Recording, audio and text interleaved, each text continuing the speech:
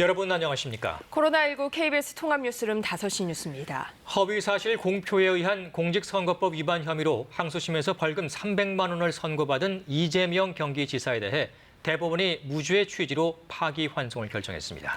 당선 무효형을 선고한 원심이 깨지면서 이 지사는 도지사직을 그대로 유지하게 됐습니다. 이정은 기자입니다. 대법원이 이재명 경기도지사에 대해 벌금형을 선고한 원심을 깨고 사건을 수원 고법에 돌려보냈습니다. 쟁점이 됐던 이 지사의 허위사실 공표 혐의에 대해 대법관 다수가 처벌할 수 없다고 판단했습니다.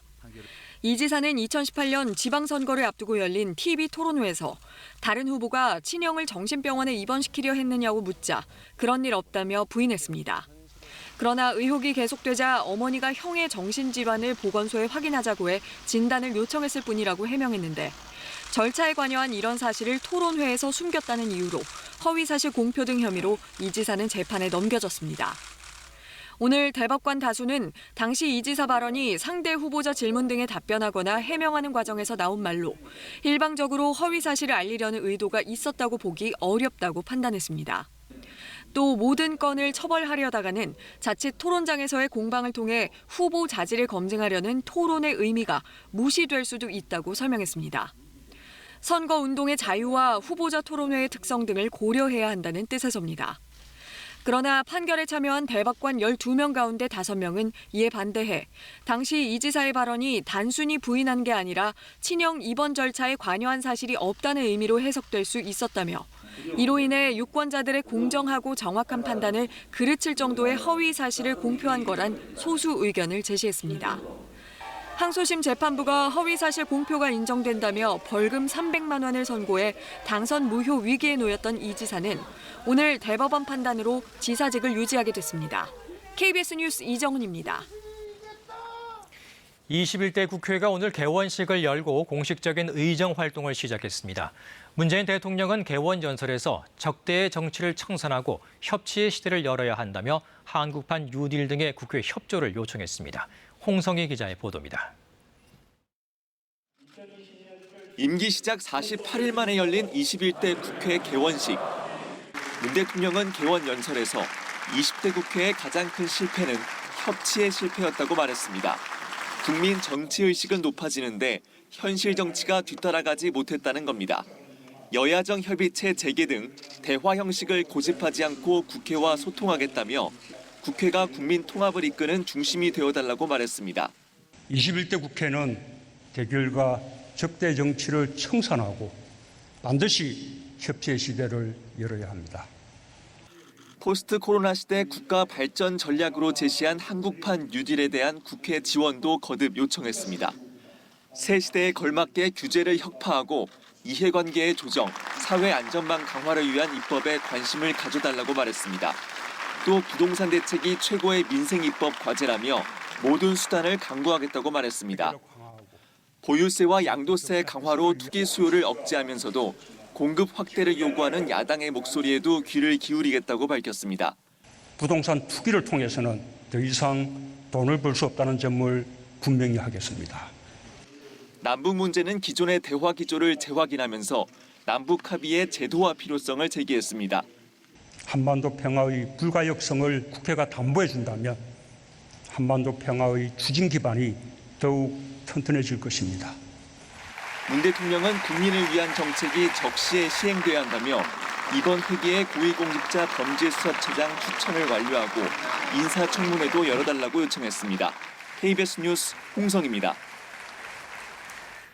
한국은행이 기준금리를 연 0.5% 그대로 유지하기로 결정했습니다. 금리는 동결했지만 경기 전망이 나빠지고 있어 소비와 수출 회복이 예상보다 더딜 것으로 전망했습니다.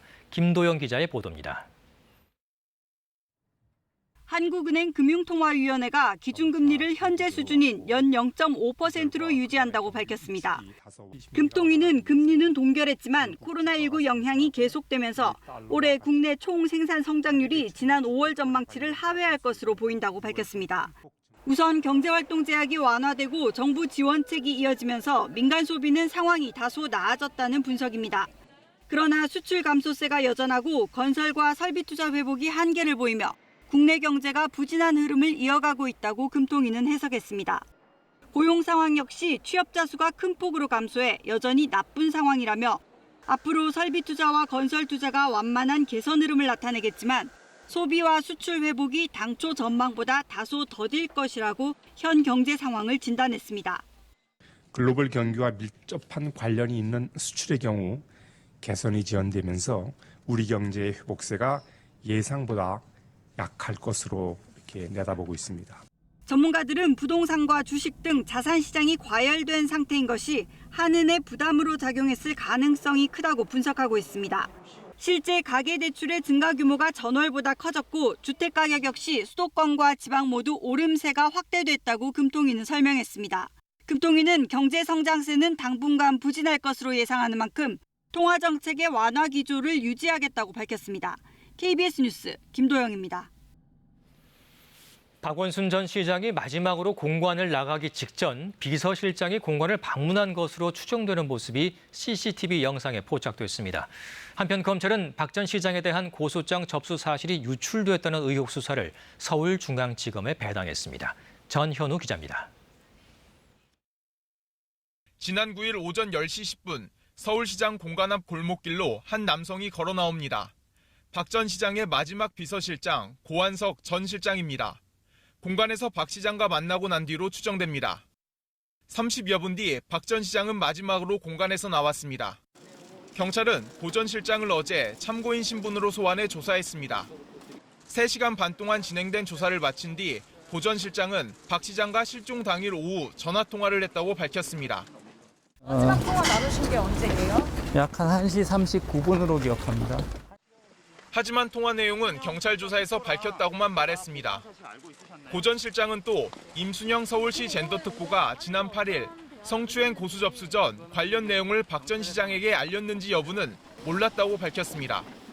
젠더 특보랑 특보가 보고한 사실 알고 있으셨나요? 아니요. 모르고 있으셨나요? 네. 경찰은 오늘도 서울시 관계자들을 소환 조사하기로 했습니다. 박 전 시장 명의의 휴대전화는 모두 3대. 경찰은 분석 작업을 통해 박 시장의 마지막 행적을 파악할 예정입니다. 경찰은 또 피해 여성이 수사를 의뢰한 2차 가해에 대해서도 본격 수사에 나섰습니다. 이런 가운데 대검찰청은 박 전 시장 성추행 고수 접수 사실이 유출됐다는 의혹에 대한 수사를 해달라는 고발장 4건을 오늘 서울중앙지검에 배당했습니다. KBS 뉴스 전현우입니다. 여성가족부는 박원순 전 서울시장의 성추행 의혹 사건을 수사기관에 고소한 여성에 대해 법상 피해자로 본다는 견해를 밝혔습니다. 또 이른 시일 안에 서울시에 대해 현장 점검을 할 것이라고 말했습니다. 황윤정 여성가족부 권익증진국장은 고소인의 호칭에 대해 피해자 지원 기관을 통해서 보호 지원받는 분들은 피해자로 본다고 말했습니다. 이에 앞서 서울시와 일부 정치인들이 박 전 시장 고소인을 피해자가 아닌 피해 호소인 등으로 불러 2차 가해라는 논란이 일고 있습니다. 코로나19 관련 소식 알아봅니다. 오늘 광주에서 배드민턴 동호회발 코로나19 신규 확진자가 2명 또 늘었습니다. 증세가 심해 집중 치료를 받던 90대 확진자는 끝내 숨졌습니다. 광주 연결합니다. 네, 김정대 기자, 광주에서 코로나19 확진자가 숨진 건 이번이 처음이죠? 네, 그렇습니다. 코로나19로 숨진 사람은 지난 5일 확진 판정을 받은 90대 여성인데요. 광주 지역 감염의 시작점인 방문 판매발 연관 확진자입니다. 하늘요양원에 입소해 있다가 확진 판정을 받고 전남대병원 국가지정병상에서 치료를 받아오다가 숨졌습니다. 광주시는 감염병 확산을 예방하기 위해 유가족의 동의를 거쳐 먼저 화장을 하고 장례를 진행하기로 했습니다. 광주에선 확진자가 2명 또 발생했습니다. 60대 부부로 배드민턴 동호회 회원이 방문한 광주 북구 소재 한 다방에서 감염된 것으로 확인됐습니다. 광주시는 지난 11일부터 배드민턴 동호회발 확진자가 확산되면서 동선 역학조사를 진행 중인데요. 현재 확인된 접촉자들이 아직 자가격리 기간인데다 이번처럼 추가 동선에 걸친 접촉자가 감염됐을 가능성이 있어 예의주시하고 있습니다. 지난달 27일 시작된 광주 지역 확산세는 최근 나흘 사이 지역 확진자가 4명에 그치는 등 다소 진정된 상황입니다. 전남 지역은 지난 9일 이후 일주일째 확진자가 나오지 않았습니다. 지금까지 광주광역시청에서 KBS 뉴스 김정대입니다. 부산항에 들어온 원양어선에서 러시아 선원 3명이 또 확진 판정을 받았습니다. 한 달 새 부산항 러시아 선원 확진자만 23명에 달합니다. 이희슬 기자입니다. 부산 남항에 정박 중인 러시아 국적의 800톤급 원양어선입니다. 이 배에 러시아 선원 중 3명이 코로나19 확진 판정을 받고 부산 의료원으로 이송됐습니다. 지난달 26일 감천항으로 입항한 이 배는 정부의 강화된 검역 조치에 따라 승선 검역이 이루어졌지만 별 이상 없이 통과했습니다. 하지만 최근 선박 수리를 위해 이동한 뒤 선원 7명이 하선 신청을 했고 여기서 3명이 확진 판정을 받았습니다. 승선 검역 때는 무증상이었지만 이후에 증상이 나타났다는 겁니다. 승선을 해서 발열 체크를 직접 하고 증상을 물어보고 이런 부분일 건데 그거조차도 지금은 이제 구멍이 난다 이거죠. 배에 있는 선원 22명은 현재 검체 조사가 진행 중입니다. 이런 가운데 국내 항만 노동자 21명이 지난 3일 이 배에서 하역 작업을 한 것으로 확인됐습니다. 또 선박 수리를 위해 조선소 노동자 상당수도 이들과 접촉한 것으로 파악됐습니다. 부산시 역조관님이랑 저희 역조관님들이 지금 기준을 가지고 분리 조사 중에 있습니다. 부산항에서 러시아 선원들의 확진이 잇따르자 중앙방역대책본부는 국내 작업자와 접촉이 많은 러시아 선박 선원들의 검체를 전수조사하기로 했습니다. KBS 뉴스 이희슬입니다. 수도권 소규모 집단 감염이 이어지고 있지만 정부는 최근 수도권 집단 감염 추세가 다소 안정됐다고 평가했습니다. 하지만 이라크 해외 건설 근로자의 확진 사례가 34명까지 늘었고 추가 확진자도 더 나올 것으로 예상되고 있습니다. 김민혁 기자입니다. 서울 관악구에 있는 사무실 관련 코로나19 확진자가 2명 추가로 확인됐습니다. 지난 12일 최초 확진 뒤 다른 방문자와 지인이 추가 감염되면서 관련 확진자는 모두 11명으로 늘었습니다. 서울 중구의 하나생명 지점과 관련해서도 직장 동료 1명이 추가 감염돼 총 5명으로 늘었고 공식 집계에 잡히진 않았지만 오전 10시 기준 1명이 더 확진 판정을 받았습니다. 전국의 신규 환자 수는 다시 60명대를 넘어선 가운데 정부는 수도권에서의 소규모 집단 감염은 다소 안정화됐다고 평가했습니다. 특히 마스크 착용을 통한 개인 방역수칙 준수가 대규모 감염을 막고 있다고 밝혔습니다. 신도가 9천여 명인 수원의 한 대형 교회에서는 3명의 확진자가 교회를 여러 차례 방문했지만 교회가 마스크 착용을 강조해 추가 감염자가 1명도 나오지 않았습니다. 나도 모르게 확진자와 접촉할 수 있는 상황에서 마스크 한 장이 나와 가족의 건강을 보호하고 감염을 최소화한다는 것을 보여줍니다. 방역당국은 해외 유입 사례를 예의주시하고 있습니다. 해외 유입 확진자 47명 중 20명이 이라크에서 온 우리 근로자로 확인됐습니다. 지금까지 확인된 이라크 근로자 관련 확진 사례는 모두 34명입니다. 방역당국은 이들이 카타르를 경유했으며 같은 비행기를 타고 입국했다고 설명했습니다. 탑승 전에 출국 검역이 이루어지는 것을 세계보건기구 등은 강력히 권고하고 있으나 출국 검역은 없었던 것으로 파악을 하고 있습니다. 정부는 관련 확진 사례가 계속 늘고 있다며 생활치료센터를 활용하고 연령이 높거나 기저질환이 있으면 감염병 전담병원으로 이송할 계획이라고 밝혔습니다. KBS 뉴스 김민혁입니다. 일본 도쿄에서 코로나19 하루 확진자가 역대 최다인 286명을 기록했습니다. 이는 과거 하루 최다였던 지난 10일에 243명을 엿새 만에 다시 넘어선 것입니다. 현지 매체는 도쿄의 코로나19 확산 진원지로 호스트클럽 등 유흥업소를 지목하고 있습니다. 이에 따라 고이케 유리코 도쿄도지사는 코로나19 경계 수준을 가장 높은 감염 확산 단계로 올리고 예방 지침 준수를 촉구했습니다. 어제 하루 일본의 전체 확진자 수도 450명으로 84일 만에 최다를 기록했습니다.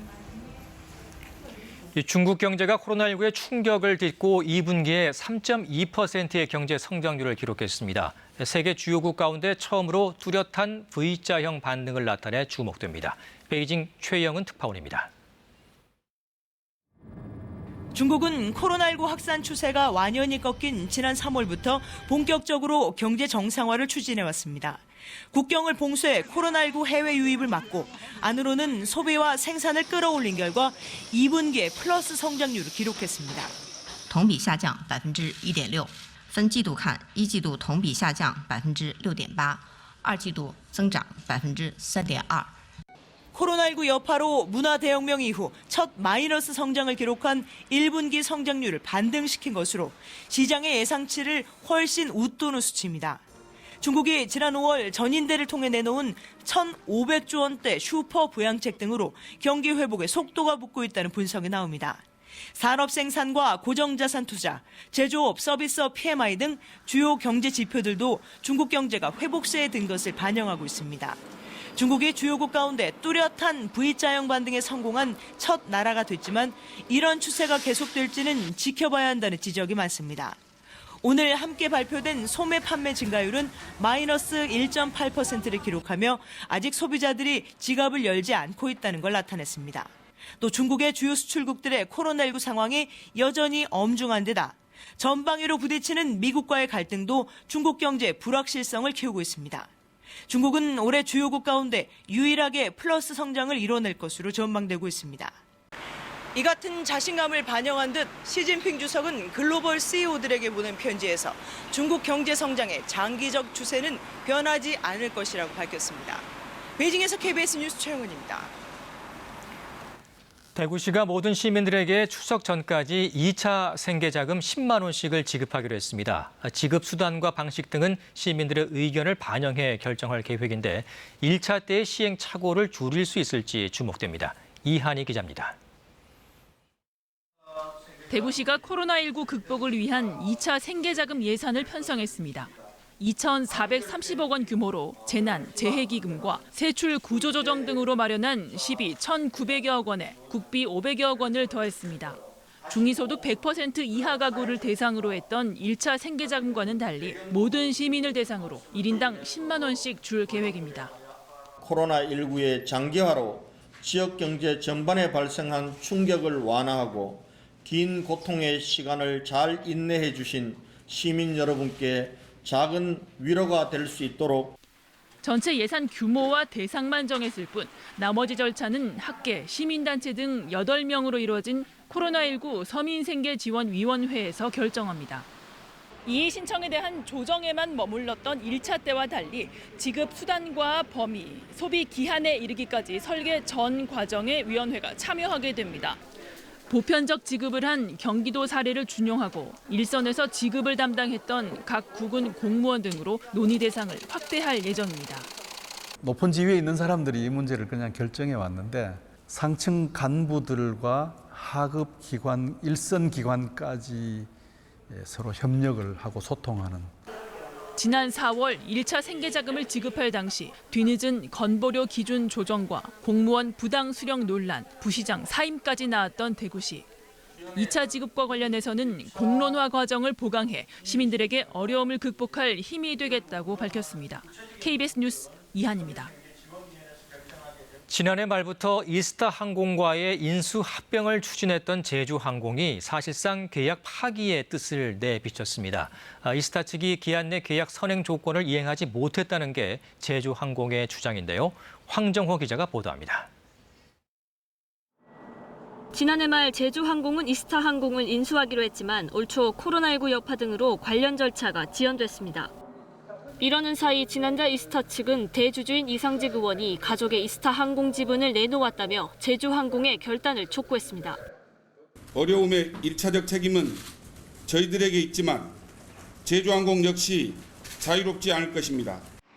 이후 제주항공은 이스타 측에 이달 15일까지 계약 선행 조건을 이행할 것을 사실상 최후 통첩했고 이스타 측이 마감 시한까지 선행 조건을 모두 마무리 짓지 못했다는 게 제주항공의 주장입니다. 즉 계약 해제 조건이 충족됐다는 겁니다. 다만 인수 여부에 대한 최종 결정은 나중에 하겠다고 선언했습니다. 정부 중재 노력 등을 고려한 조치로 풀이됩니다. 이스타 측은 반발했습니다. 자신들은 선행 조건을 이행했으며 제주항공이 추가로 요청한 미지급금 문제 해결을 위해 노력 중이라고 밝혔습니다. 양측의 입장 차이가 커지자 업계에선 인수 합병은 어려울 거란 분석이 나옵니다. 하루 지났다고 해서 그 제주항공이 바로 노딜을 선언하게 되면 당장 그 파산에 이르게 되고 대량 실직의 책임도 피하기 어렵게 되거든요. 사실상의 그 노딜 선언인 셈입니다. 정부 역시 기업 문제에 적극 개입할 수 없다며 선을 긋는 상황. 저비용 항공사의 새로운 성장 돌파구로 주목받은 두 항공사의 인수합병은 앞날을 기약하기 힘들어졌습니다. KBS 뉴스 황정호입니다. 고 최숙현 선수 사망 사건을 계기로 대구 경북자치단체들이 실업팀 선수들을 대상으로 가혹행위가 있었는지 전수조사하고 있습니다. 하지만 익명성이 보장되지 않는 등 허술하게 진행되는 경우가 많아 실효성이 없다는 지적이 나옵니다. 김지용 기자가 취재했습니다. 실업팀 내 가혹행위 실태를 파악하기 위해 대구시와 경상북도에서 만든 설문지입니다. 질문은 10개 남짓, 폭행당한 횟수나 장소 등 피해 상황을 작성하도록 돼 있습니다. 설문지는 각 기초단체에 전달돼 조사가 진행되지만 조사 방식은 제각각입니다. 훈련장에서 선수들을 만나 설문지를 작성하게 하거나 답변을 휴대전화 메시지로 받는 기초단체도 있습니다. 신분 비밀 유지하라고 해가지고 개개인한테 휴대폰으로 설문조사지 보내서 이렇게 개별적으로 다 받았습니다. 더 큰 문제는 상당수 기초단체들이 감독과 일정을 조율해 설문조사를 진행한다는 점입니다. 감독 눈치가 보여 가혹행위 실태를 제대로 적기는 쉽지 않아 보입니다. 방에 들어가가지고 각각 적으라 했거든요. 감독도 오락해가지고 감독도 같이 있었어요. 사실상 이번 실업팀의 가혹행위에 대한 실태 조사는 소규모 조직의 폐쇄적인 체육계 특성을 고려하지 않은 겁니다. 따라서 형식적 조사에 그칠 수 있다는 우려가 나옵니다. 사람이 성향이 너무 다르니까 좀 이게 솔직하게 과연 할 수 있을까라고 생각이 들기는 들죠. 고 최숙현 선수 사건을 계기로 이 같은 설문조사가 전국의 자치단체로 확대되고 있는 상황. 기초단체나 감독을 거치지 않고 광역단체나 인권기관 등이 선수 개개인과 직접 설문을 주고받는 방식 등 익명성을 보장하는 보완책이 마련돼야 할 것으로 보입니다. KBS 뉴스 김지용입니다. 포근했던 겨울 기온의 영향으로 지난해 별로 없었던 해충인 선녀벌레가 크게 늘고 있습니다. 사과나 옥수수, 블루베리 등 애지중지 키운 농작물이 피해를 입고 있습니다. 김영준 기자입니다. 아이 주먹만한 사과가 주렁주렁 열렸습니다. 줄기를 자세히 보니 새끼 손톱보다도 작은 하얀색 벌레가 기어다닙니다. 잎사귀 뒷면에도 잔뜩 붙어 있습니다. 농작물 해충인 선녀벌레입니다. 약재로 소독해도 그때뿐입니다. 선녀벌레가 계속 생기고 있어 사과가 제대로 자라지 못할까 걱정이 큽니다. 훨씬 많아졌어요. 톡톡 튀어서 도망을 가니까 잡을 수도 없고 손으로는. 그래서 방제뿐이 안 되고요. 옥수수밭도 마찬가지입니다. 선녀벌레가 옥수수 줄기에 다닥다닥 붙어 작물 즙을 빨아먹습니다. 양분을 빼앗긴 옥수수는 생육이 작년보다 좋지 않습니다. 선녀벌레의 개체수가 크게 증가한 이유는 올겨울 평균 기온이 평년보다 1.5도가량 높아 활발히 번식했기 때문으로 분석되고 있습니다. 선녀벌레가 극성을 부리면서 강원도 홍천 지역에서만 올해 선녀벌레 피해 면적이 80만 제곱미터로 지난해보다 2배 증가했습니다. 나무 흡집을 해서 세력을 떨어뜨리고 그다음에 그 감노라는 물질을 뿜어내서 그름병이 생기게 됩니다. 수학기 강원도에서 발생한 돌발해충은 선녀벌레 외에도 갈색날개 매미충, 꽃매미 등 종류도 늘고 있습니다. 지금까지 이런 돌발해충으로 인한 농경지 피해가 강원도에서만 벌써 1,460만 제곱미터에 달해 지난해의 2배 수준에 이르고 있습니다. KBS 뉴스 김영준입니다. 이어서 오늘의 주식 시황을 KB증권에서 전합니다. KB증권입니다. 장 초반 보합권에서 등락하던 코스피 지수가 낙폭을 확대한 끝에 2180선까지 밀려났습니다. 코스닥은 외국인과 기관의 동반 매도세가 유입되면서 1% 가까이 하락했습니다. 오늘 코스피는 18.12포인트 하락한 2183.76에 코스닥은 6.22포인트 내린 775.07에 마감됐습니다. 전일 미국 증시는 코로나19 백신 기대감과 투자은행 골드만삭스의 호실적에 힘입어 상승 마감했습니다. 반면 코스피는 기관과 외국인의 동반 팔자세가 유입되며 1% 가까이 밀려났습니다. 현대차를 제외한 시가총액 10위권 내 모든 종목이 하락했습니다. 삼성전자가 나흘 만에 내림세로 돌아섰고 카카오와 네이버도 연일 약세를 이어갔습니다. 반면 KT&G는 2분기 영업이익이 시장 기대치에 부합할 것이란 전망에 4% 가까이 올랐고 한미약품이 개발 중인 랩스 트리플 아고니스트가 미국 식품의약국으로부터 패스트트랙으로 지정된 가운데 한미약품은 5% 넘게 급등했습니다. 오늘 원달러 환율은 5원 10전 오른 1,205원 60전에 거래를 마쳤습니다. 지금까지 KB증권이었습니다. 오늘 대부분 지역 맑은 날씨가 이어졌습니다. 기온도 30도 안팎까지 크게 올랐는데요. 이렇게 기온이 높게 오르면서 대기 상하층 간의 기온차가 커졌습니다. 대기가 불안정해졌습니다. 특히 강원 북부 산간 지역에서는 소나기 구름이 발달해 있는데요. 특히 지금까지 호우주의보가 발효되기도 했지만 조금 전 5시를 기해 이 호우주의보는 모두 해제가 된 상태입니다. 내일 새벽까지 소나기 예보가 나와 있습니다. 경기 동부, 강원 영서, 충북 북부와 경북 북부 내륙, 호남 내륙 지역에서는 최고 60mm가량의 소나기가 내리겠고요. 이후 내일 낮에도 소나기가 오는 곳이 많겠습니다. 서울을 비롯한 수도권, 강원 영서, 충청과 경북 서부 내륙, 호남 지역에서는 최고 70mm가량의 소나기가 쏟아지겠습니다. 이 소나기가 내리는 동안 대기가 불안정해 벼락과 돌풍이 동반되는 곳이 있겠고요. 짧은 시간에 비가 그야말로 퍼붓는 국지성 호우의 가능성도 있습니다. 곳에 따라서는 우박이 떨어질 가능성도 있기 때문에 안전사고에 유의하셔야겠습니다. 내일 아침 기온입니다. 서울, 청주 21도, 광주 20도, 대구 17도 등으로 오늘과 비슷하겠습니다. 낮 최고 기온은 서울이 30도, 청주 31도, 춘천이 32도까지 치솟겠고요. 광주 29도, 대구 역시 29도 등으로 오늘과 비슷하거나 조금 높겠습니다. 바다의 물결은 전해상에서 1, 2m로 비교적 잔잔하게 일겠습니다. 일요일에는 대체로 구름 많은 날씨가 이어지겠습니다. 이후 전남과 제주도를 시작으로 전국에 장맛비가 시작되겠는데요. 다음 주 중까지 계속해서 전국에 장맛비가 오락가락할 것으로 보입니다. 기상정보였습니다. 코로나19 통합 뉴스룸은 7시 뉴스에서 이어집니다. 시청해주신 여러분 고맙습니다.